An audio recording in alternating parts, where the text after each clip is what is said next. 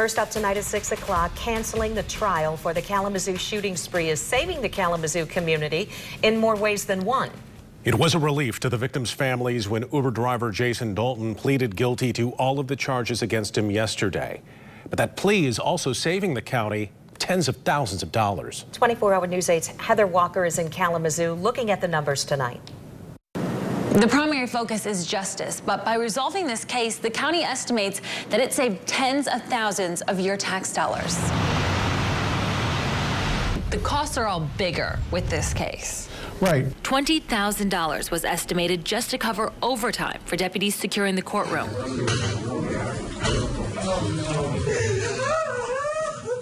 This incident back in May of 2016, when survivor Tiana Crothers was on the stand, only added to security concerns. We certainly couldn't ignore the obvious risks. During a typical trial, there are 1 or 2 deputies.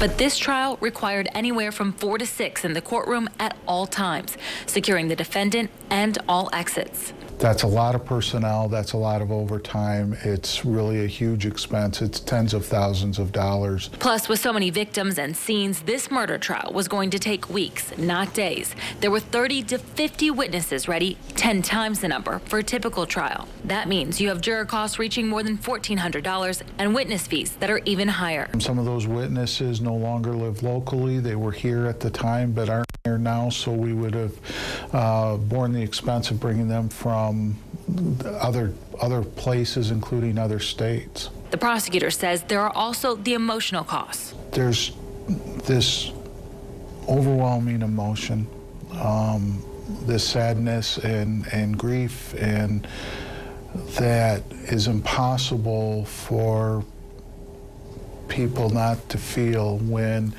you start talking about what happened. And Tiana Crothers protecting those children at Meadowview as she tries to run away from a person shooting at her 15 times. Richard and Tyler Smith at Sealy Ford Kia being shot multiple times. The descriptions of the Cracker Barrel scene, it was going to leave a mark on everyone in the courtroom.